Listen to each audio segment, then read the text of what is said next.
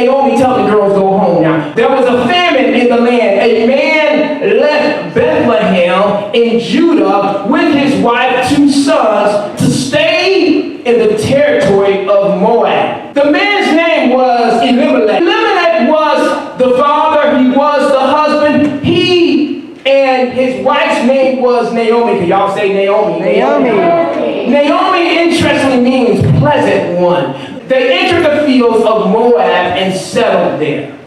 Naomi's husband, Elimelech, the Bible says he died. Can y'all say he died? So we're in verse 3 of the text, and already he dies. He moves from his home of Judah, Bethlehem, because there was a famine where he was. But understand, Judah and God understands Bethlehem means the house of bread. And now I don't know about you, but if the place is called the house of bread, no matter what's going on, we shouldn't leave the bread. I wish I had somebody who got some bread. You got some bread, brother. You got some bread. Y'all got some bread. He died, and she was left with her 2 sons. Next verse. Her sons took a Moabite women. Now, and as their wives, one of them was Orpah. Can y'all say Orpah? Orpah. And the second one was named Ruth. After they lived in Moab about 10 years, can y'all say 10 years? 10 years. The sons died. The sons died. The sons died. The women that were married were now widows. Yep. And now this woman, Naomi, she doesn't have her 2 sons. She doesn't have her husband. So she has lost literally it all.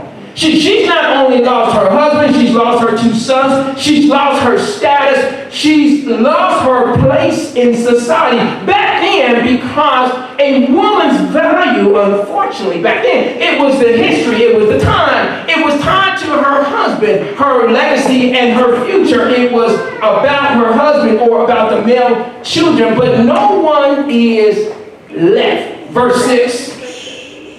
She and her daughter-in-law set out from the territory of Moab because she had heard in Moab that the Lord had paid attention to the people's needs by providing them with food. So we need to understand, we as believers, when God puts us where we need to be, sometimes God is testing to see if we'll stay put long enough. But what God is testing, Sister Staples, He is testing our faith in tough times. And that's why faith is not tested in easy times. A faith that can't be tested is a faith that's not worth having.